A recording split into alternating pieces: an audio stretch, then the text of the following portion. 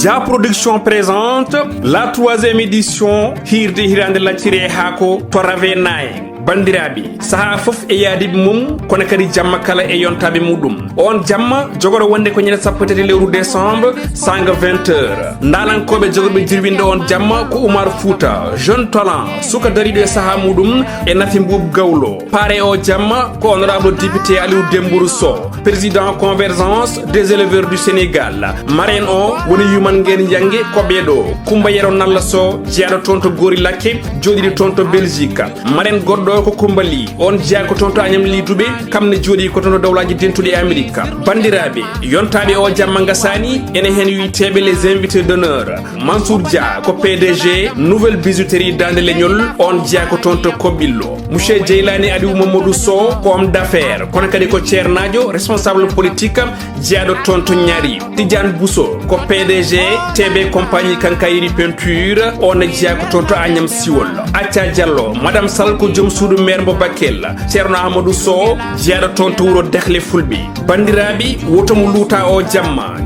joggude e lowdi Patam Lamiri programme o koni sifori sanga 20h ko nden hoɓɓe bismete mbaɗe e condition ngaji moƴƴi sanga 20h10 golle ɗe puɗɗo 20h15 ko discours Abou Samba Diop gardiɗo Pidi TV 20h30 ko nden artiste gadano fuɗɗoto golle muɗum koye nder hen gadduɗo ngo miijo jamma hirde e hirande laccire ha ko ƴettata konngol woni Salidia 21h45 ko conférence e toɓɓere subane nde tawi yuɓɓinto on conférence ko Abou Samba Diop e woɗɓe hono makko en ko nden artiste ɗimo kamne toƴƴata dande yimɓeɓe belto koye nder hen ko faɗa ko yettoto woni nden hirande laccire haako entrée unique woni ticket gote on ɗon jamma kujunnaji ɗi mbuuɗu 10 000 francs CFA so tawi cuɓiɗa ko tabal ngaliɓe joyo kujunnaji nogas woni 100 000 francs CFA bandiraɓe wotomo luuta o jamma yontaɓi kono kadi jamma Patam Lam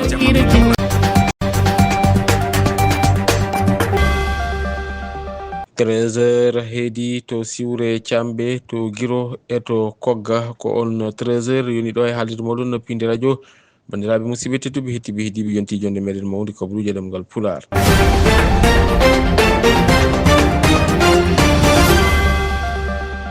ene jeeya e gardidi kabaruji meɗen hoorejo leydi ndi Bassirou Diomaye Diakhar Faye ardima e ñalawma hanki o ɗum koko yewti e mawningol duuɓi 80 ngam siftorde les tirailleurs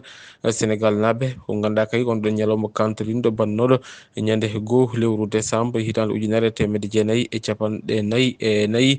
toon to Kamo Thiaroye kanko hoorejo leydi ndi ma en ketto konngudi makko e nder kabaruji ɗi taw firti haala makko ko Mohamed Ndim police mo leydi Sénégal waɗi golle payodinde soko fawri jungo fo biye waɗi noon ko dadiɓe ɓe leydi Sénégal toon to wuro wiyetengo Sako Kunda ko wuro tawatengo e nder falde Bakel joɗima toon e ñalawma hanki o daka mo ɓundu on ɗon daka noon ma duma ha ñande aljuma kabaruji caggal leydi kam e coftal ɓalli ko ɗum woni ko udata jonde meɗen kabaruji ɗum ɗo e ko wona ɗum ɗo kala nden nder kabaruji ɗi soko tawi on cabbima joni piren pacciren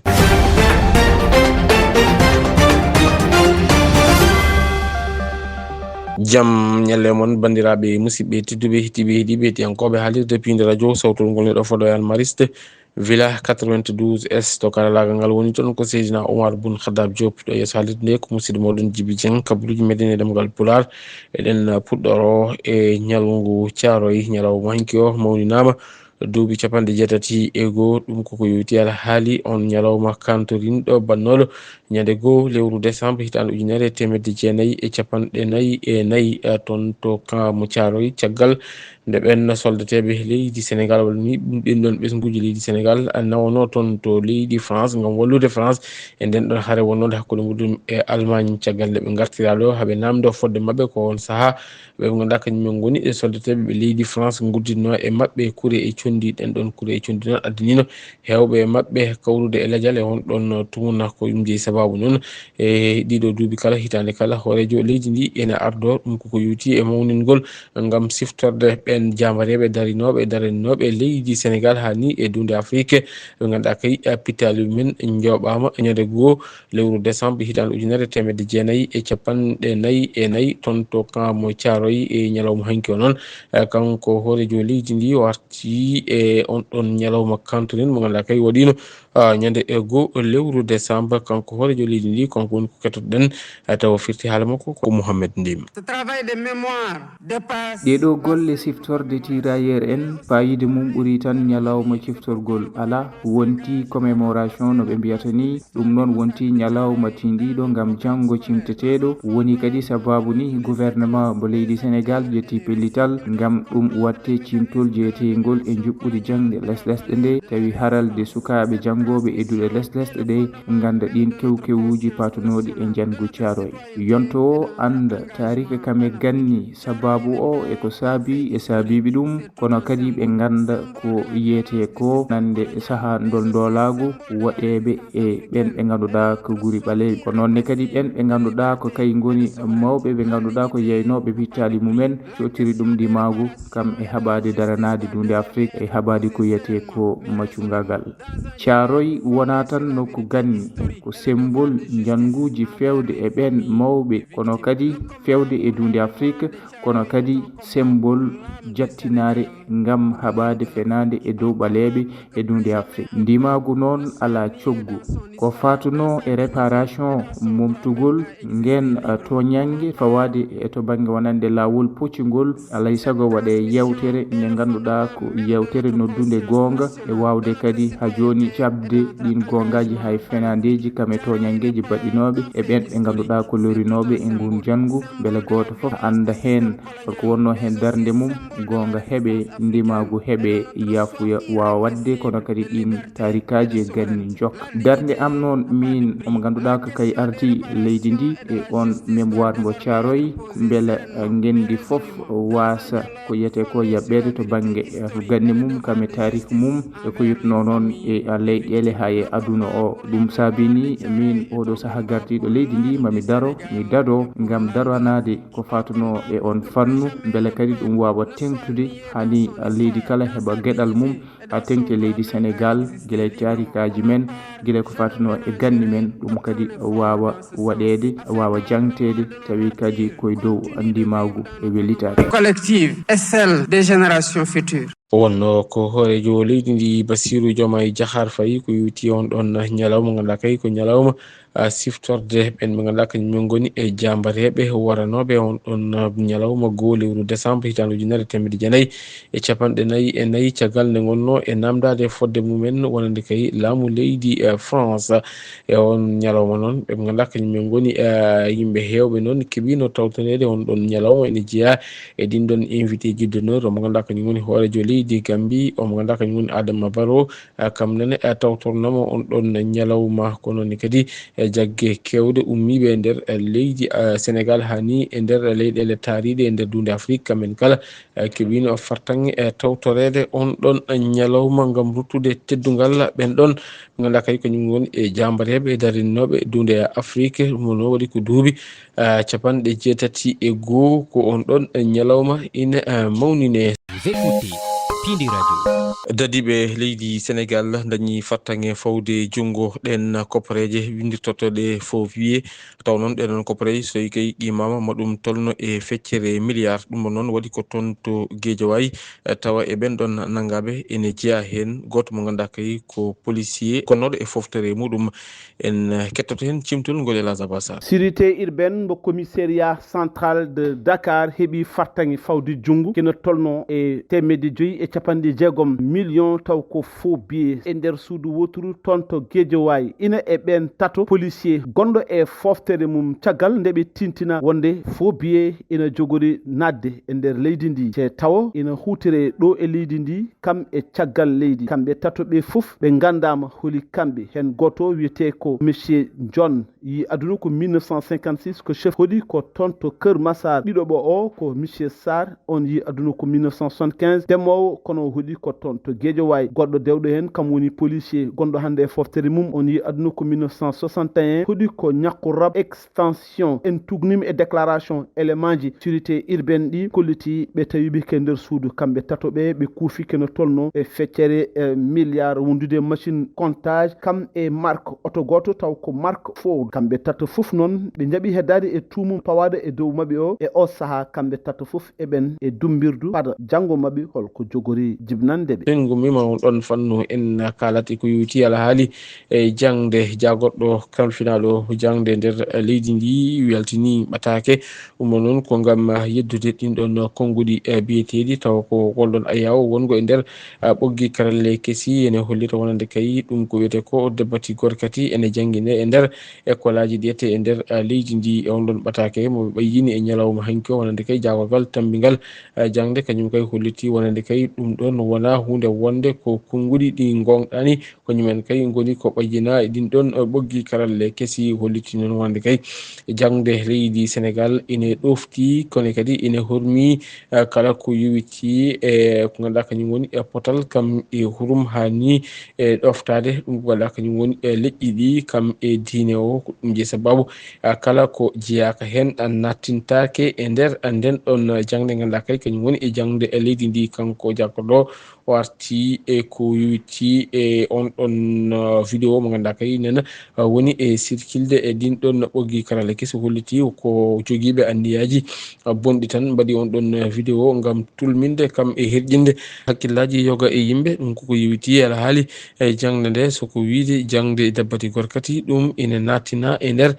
jangde e kolaji ɗiyette ngam janginde sukaɓe ko yewiti on ɗon fannu kanko jagoɗo o yeddi ɗum ha mimmu leydi holliti kay ɗum ɗon wona hunde wonde en keddoto ha joni eko yewiti ala haali jangde toon to duɗal jaabi hattirde mo Cheikh Anta Diop mo Dakar walla ni e nder dendagal duuɗe jaabi hattirde tawateɓe e nder leydi ndiyete ene teskano oɗo dumunna kala guerewaji wonande kay ɓin sandaji janggoji e nden ɗon duuɗe jaabi hattirde caggal nde ɓe goni e namdade nde ɓe joɓate ɗin ɗon boursuji mabɓe ene woni tan noon e ñalawma hanki o jagorɗo kalfinaɗo jangde towde ndeyete e holliti wonande kay ha je tugganma ñalawma hande o ma ɗin ɗon boursuji puɗɗo yoɓede kanko jagoɗo noon holliti kay ɗum ɗon wonata tan ko e lewru ganduɗa kay kañum woni lewru octobre kam e lewru novembre hani e gonka nden ɗo hitande ganduɗa kay kañum woni hitande gonɗen nde hitande ujunnaji ɗiɗi e nogas e joyyi fayi hitande ujunnaji ɗiɗi e nogas e jeegom holliti noon wonde kay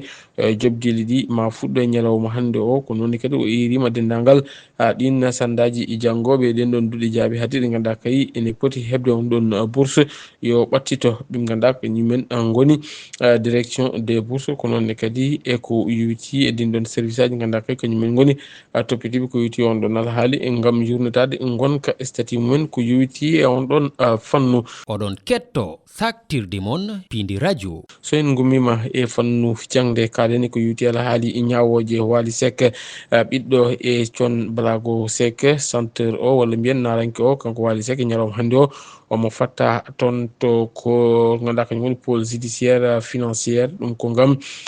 yidirde e omo ganduɗa kañum woni président collègue juge d'instruction toon to pôle judiciaire financière ɗum koko yewiti e alhaali on ɗon mo ganduɗa kay e wiya tuma inde makko ene haala hen ko yewiti e alhaali omo ganduɗa kañum woni ɓiɗɗo e gonnoɗo to hoorejo leydi Sénégal on woni Amadou Sall wondude alhaali Farba Ngom kam e Tahirou Sarr e siftin noon kanko Wally Seck ñalawma hande o jogori huccodirde omo ganduɗa kañum woni ñawɓeɓe ɗum ko caggal nde o hebno ko wiyete ko liberté provisoire caggal o yaltinno ko ine tolni e temedde ɗiɗi e 10 million taw ko préji meɗen franc CFA ko yewti e on ɗon alhaali ene woni tan noon kanko Wally Seck ñalawma hande o tigui o jogori huccodirde ɓe ganduɗa kañumen goni e ñawɓeɓe so tawi kay en tumnima e Seneweb tottirɓe on ɗon kabaru en jaltat lamargo ngo Dakar mbaɗen tabal jeena toon to banggue wargo leydi ndi toon to diwan mo Kédougou projet e karangue e piloté taw ko ɓe ganduɗa kañumen goni ONG e lumière wondude e ONU Femme ko kamen kay gaddi e soutien muɗum ɗum ko faade e inspection académique et de la formation mo Kédougou ɗum noon waɗi ko toon to collège mo annexe Bakary Dansokho taw noon on ɗon ñalawma ɗum noon waɗi ko ñande nogas e jeetati lewru maydu ndu wiyete en kettoto hen biyeteɗo Khadija Diallo Cissé Cissé ko responsable tergal e on ɗon bureau ko kanko woni ko kettotoɗen taw yewtide koye musde meɗen Alassane Seydou Fall. Activité anduɗo men ɗo hannde on noon ko activité mobilisation sociale e nder séjour d' activisme ji ɗi anndanɗa organisation kala haɓotoɗo ko woni muusendi fawetendi sukaɓe rewɓe e rewɓe waɗa activité ji donc ɗi activité ji ɗo hannde min fuɗɗori ɗum ɗo annexe bakary dansoho min ari yoddugal sukaɓe e ko anndanɗa hikka ko ɗum woni yewtere imminane nde ko woni internet d'une manière générale réseaux sociaux ji ɗin ko honno woni boneji wonɗi e munɗi walla bone mo wawata addande sukaɓe surtout fof no andi hannde sukaɓe mawɓe fof no e réseaux sociaux ji ɗi ko woni hen nafa kon wona ɗum ɗon tun yimɓe ɓen woni daarude wona ɗum woni jogade sukaɓe boneji ɗuɗuɗi hino jokkutudeɓe si tawi ɓe findinaka e mum hande ƴetta vidéo ma partage a photo ma partage a kala ko heɓuɗa information partage a anda ko woni yawde an hiɗa sikkude sa supprime tun supprime ke alors que goɗɗi en woɓɓe goo ɓe andanɗa ko bone immini ɓe hiɓe wawi ɗum ƴettude ɓe utilise ɗum janggo ɓe waɗama ko wiyete chantage manam jogo ɗum ɓe waɗima ko wiyete piiji ɗi a yiɗa ɗum ɗon noon ko ma sukaɓe haalne ɗum ɓe faama si ɓe faami ɗum ɗo ɓe anda honno ɓe jogoto hoore mabɓe honno ɓe jogoto réseaux sociaux ji ɗi hara nafa ko woni hen kon ko ɗum ɗon ɓe utilisata ko ɗum ɓe jogoto e mum kala ko woni bone si ɓe yi kadi ɓe anda honto ɓe wawata yaade ɓe wullito ɗum ɓe hollita ɗum ha yimɓe ɓe wawa ɓe daranade daragol ngo anndanɗa ko daragol hanugol ɗum noon IF Kédougou rewi e bureau genre on surtout ɓe woni ONU Femme finance ONG La Lumière rewi e oɗo mabɓe projet wiyeteɗo karangue ko ɓen ɗon woni finance ɓe oɗo activité momin waɗi hannde en keddoto toon to diwan mo Kédougou ko hendu weltare woni ko fini e ɓerɗe ɓe ganduɗa kañumen goni joguiɓe rafi cellal toon to diwan mo Kédougou ha tengti noon e nder falde nde Kédougou ɗum ko caggal nde bloc opératoire mo centre de santé mo Kédougou udduno ko inetoni e duuɓi ɗiɗi oɗo saaha noon on ɗon bloc opératoire ɓamti golle muɗum mo noon wonani weltare kam e fartange mawɗo wonande kay ɓe ganduɗa kañumen goni finoɓe on toon diwan Cimtol Alassane Seydou Fall. ñande aset nogas jeenal lewru novembre hitan ujuna ɗiɗi e nogas e joyyi ko dental manggal waɗi toon to district sanitaire mo Kédougou sababugal dental noon wonno ko comité de développement sanitaire CDS ko kamɓe jiɓɓinogal dental hollude ɓesguji ɗiɗi tan e o saha hannde bloc opératoire taw ko gonno toon jooɗi kono duuɓi ɗiɗi ala e gollude o saha hannde watti gollude no hannirta ni Abdoulaye Bara woni secrétaire exécutif du comité de développement sanitaire CDS. hannde noon min ari ɗo sous la coupole du médecin chef de la région et docteur Ley wonanɗo ɗo docteur Hadi Cissé min ari ɗo min udditi commandé bloc sanitaire o joni so wi bloc opératoire o minen hannde anni men ɗo iɗon andi au mois de juillet sage-femme joyo fotede contrat maɓɓe on gasino minen en tant que CDS min ƴetti sous la directive de docteur Keita min ƴetti sage-femme ji ɗi min yoɓude ɓe 5 sage-femme pour le bloc sanitaire Allah waɗi hannde min udditi bloc on mais on n'a pas un problème de personnel ɓe ganduɗa safran mawɓe wonɓe nder hôpital e wimaɓe tan e waɗi sahaji aɓe keeɓa caɗele courant ko ɗum saabi aɓe eri bon volonté hen ɓe mbawa holde heɓa cafrade ɗo caɗele nder hôpital o courant no heewi kuppude mais ñande mi heeɓi ñalande annandema courant kuppi ko juuti courant noon so kuppi ko juuti miɗen jogui machine aji woni groupe par ce que hôpital wawani wonde ɓawa courant par ce que miɗen jogui nawnuɓe sohluɓe courant e min jogui groupe électrogène ko to mi waɗi ton litre ji gasoil ɗi ɗum noon min mi wi si courant kuppugol ɗum heewi nder Sénégal fof no kuppa courant mais min daari litre essence mbaɗa doni temedɗiɗi litre e nder ñalande wotere ɗum haare no ɗuuɗi si courant kuppani ala probléme joni noon so courant no woodi no kuppa koye nguli wonɗen arde somin heeɓi wawɗo men wallude e nder partenaire ɗin ñalaɗe si heewi min heeɓi kuppide hara meɗen wawi wadde utilisé groupe amen o wawde safrande e rewɓeɓen safrande nawɗo kadi wonɗo ga hara min heɓani probléme caɗele ko heewi min ronka gollude golle ameɗen no fewri e wiide o mo ganduɗa kañum woni Ababacar Mbaye directeur régional de la santé e o saha hannde ɗo e nder Kédougou e man bolkay tati nan ɗo ɗiɗi ɗo e nder wuuro Kédougou e goto toon to département mo Saraya Alassane Seydou Fall Kédougou ngam Pindi radio. Allah jarama a jarama Alassane Seydou Fall gollema jooɗi peewi so en gummima to Kédougou en tellito less garten gaga diwan mo Tambacounda e nder falde Bakel toon noon jooɗima toon e ñalawma hanki o walla mbiyen jooɗima toon e kikide hanki o ɗum ko daka mo ɓundu noon waɗata ko toon to wuuro wiyetengo Sako Kunda ko wuuro tawatengo e nder falde Bakel on ɗon daka noon waɗata koye gardugol ceerno Cheikh Baro mo Mbour taw noon daka o fuɗɗuno ɗum ko ceerno Mouhamadoul Mansour Baro guila hitande ujunnaji ɗiɗi e tati woni 2003 guila nden faade joni on ɗon daka ene jokki wadde e gardugol o mo ganduɗa kañum woni ceerno Cheikh Baro daka o noon ma duuma ɗo ha ñande aljuma garowo ko ñande hen daka o jogori e duwede ma en jaadu hen e on ɗon daka mo ganduɗa kay ina waɗa toon to ɓundutoyete e musidɗo meɗen Siraji Ali Ba mo ganduɗa kay ko kam jodani en toon to diwan mo ɓundu ma wartanen e ko yuwiti on ɗon daka e ñande kala ha ñande daka o saahi kala soko o weeli gueno so en gummima e on ɗon fannu walla ni mbiyen ko on ɗon daka ko kam ni uddi jonde meɗen kabruji nder leydi joni en jaɓanat kabruji caggal leydi. Pindi Radio, la page internationale. Kabruji caggal leydi e Pindi Radio. Kabruji caggal leydi puddortoɗen ko toon to leydi Guinée Bissau balɗe 6 caggal nde hollita wonande kay koninkoɓe ɓe ko kañumen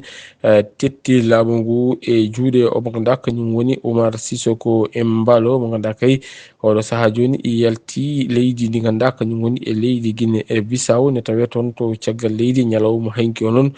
mission mo ganduɗa kay ko ummarade e CEDEAO o jippima toon ɗum ko gam e yewtidde ɓe mo ganduɗa kañum woni autorité ji transition ɗum koko yuti e on ɗon caɗele ɗen ɗon caɗele ko yuti alhaali e dawrugol ɗe ganduɗa kay ina teska toon to ganduɗa kañum woni e leydi e Guinée Bissau on ɗon mission noon teskama hen wasde tawtorede mo ganduɗa kañum woni hoorejo leydi Cap Vert mo ganduɗa kay kañum suuɓi ko wasde mum yaade toon ɗum ko gam wasde herƴinde ngal ɗon jokkodiral pawdingal ngal ganduɗa kay nana hakkude leydi Cap Vert kam e leydi e Guinée Bissau en wayno tan noon omo ganduɗa kañum woni Oumar Sissoko Embalo mo ganduɗa ko kañum wonnoɗo ete hoorejo leydi ndi kañum yalti leydi Guinée Bissau mo ganduɗa kañum woni e Nigéria holliti wonande kay ine felliti jaɓɓade omo ganduɗa kañum woni Fernando Diaz opposant o hokkude ɗum ko wiyete ko asile politique toon to leydi Nigéria so en gummima toon to leydi Guinée Bissau en jahata toon to leydi Benin toon noon ko ɓe ganduɗa kañumen goni commission électorale mo leydi Benin woni Sénat ko kam tigui ɓayyini e altine hanki o wonande kay ɗum ko yuti on ɗon décision ko fewti ɗin ɗon sumgoji législative jogorde wadde toon to leydi Benin ene woni tan on ɗon parti démocratique mo leydi Benin ene woni tan kañum caggal nde jogono kulhuli wasde ɓe jeeyade ɗin ɗon sumgoji ene woni tan de ɓe keeɓi yamirore wonande kay on ɗon Sénat woni tan on ɗon commission toppitimo kala ko yewiti alhaali sumgoji toon to leydi Benin e ndeɓe e jeeyete e nder ɗin ɗon sumgoji ɗi ganduɗa kay ko sumgoji jogorɗi wadde toon to leydi Benin ko yewti e sumgoji ɓe ganduɗa kañumen goni e sarɗiyankoɓe toon to leydi Benin so en gummima Benin jahata toon to leydi Cameroun toon noon teskama toon mayde goto e opposant ji taw ko toon to leydi Cameroun on ɗon o wiyete ko Ansette Ekan noon ko jaggal manggal o wonno e opposition mo leydi Cameroun kanko noon kanko woni ko hawri e lejal toon to suudu dumbirdu ene woni tan noon kanko on ɗon o jeenoma ni e ɓen ɓe ganduɗa kañumen goni wonnoɓe opposé on ɗon régime mo ganduɗa kay kañum woni régime mo Amadou Ahidjo hani yetti omo ganduɗa kañum woni régime mo Paul Biya toon to leydi Cameroun e caggal nde haɓra wonde kay mayde on ɗon gorkajo ene wayno tan de ɗum ɗon jibini haalullaji kewɗi toon to leydi Cameroun ɗum ko caggal ɗen gonɗon sumgo ganduɗa kay waɗino taw ko sumgo hoorejo leydi toon to leydi Cameroun mo ganduɗa kay waɗino e lewru octobre e yawtundu taw ko e lewru octobre e yawtundu ndu ete ene wayno noon caggal nde candidature makko waɗa rejeté e kanko on ɗon gorkajo o waɗino walla ni o yirinoma yaadiɓe makko nde mbaɗata soutenir omo ganduɗa kañum woni Issa Boukary Chiruma ko adi ko omo o nangue e nder gasirɗe lewru octobre toon to leydi Cameroun gasi ha laaɓi ceer kabaruji meɗen caggal leydi joni en jabanat kabaruji coftal ɓalli. La page sport sur Pindi Radio. Kabaruji coftal ɓalli e Pindi Radio. kabaruji coftal ɓalli kalen équipe gendijo mo leydi Cameroun sélectionneur mabɓe woni tan keblo won ɗon équipe Marc Ri mo ganduɗa kan woni ɓiɗɗo leydi Belgique najo ene wayno ko kanko ɓayini doggol ngol ganduɗa kal kañum en goni jogorɓe hande Cameroun e ko yuwitti alhaali on ɗon coupe d'Afrique des nations mo ganduɗa kay ene jogori wadde toon to leydi Maroc caggal nde o ɓayini on ɗon liste ko waktuji tan fawi hen kanko mo ganduɗa kañum woni Marc Brice o itta e gardingu dow gardingu kippo guindijo mo leydi Cameroun sababude nde o ɓayini on ɗon liste teskama noon wonde kay jagge mawde e kippo guindijo mo leydi Cameroun jeyaka e on ɗon liste ene jeeya hen omo ganduɗa kañum woni André Onana wondude e mo ganduɗa kañum woni Vincent Aboubacar ɓe kala inde mumen tawetake on ɗon liste je sababu noon omo ganduɗa kañum woni horejo président fédération camerounaise mo football Samuel Eto'o ƴetti pellital ngam ittudemo e golle makko siftinde noon kanko Marc Brice Samuel Eto'o ene wayno tan de ñebbe mabɓe cortaka guila ko ɓooyi e guila nde o suuɓa e dow gardingo kippo guindijo mo leydi Cameroun kettoɗen ha joni toon to leydi Cameroun omo ganduɗa kañum woni Samuel Eto'o ko kam woni ko subta e dow gardingu fédération camerounaise de football ɗum ko wumnono waɗi ko ñande aset jawtuɗo o caggal nde o gonɗon sumgo waɗi ko kanko Samuel Eto'o ni wonno candidat goto ko yuti e on ɗon fannu wadde ko kanko subta e dow gardingu fédération camerounaise mo football mo o jogori ɗawde e ɗiɗo duuɓi 5 paaɗi bandiraɓe musidɓe tedduɓe hettiɓe heeɗiɓe hettiyankoɓe haalirde moɗon Pindi radio ko ɗum ɗo woni komin kemna rubinadade kabaruji meɗen nder e caggal leydi kam e kabaruji coftal balli jetti en jarni dendagal wonnoɓe hen juuɗe men ha kabaruji ɗi mbawi latade ko noon jettiɗen Seydina Oumar Boun Khaddab Diop gonɗon e dokkarlagal ngal en jetti Elhadj Abbas Sarr to jogori kabaruji en jettiɗen kalirde cimmodirɗe meɗen en jetti rédaction mo Pindi radio adi meɗen e kabaruji wonata ko janggo so geno haaji ɗo e nden min wiyon jokke ɗoftade kam rewidade programme uji ɗi Pindi radio Allah jarama on jarama.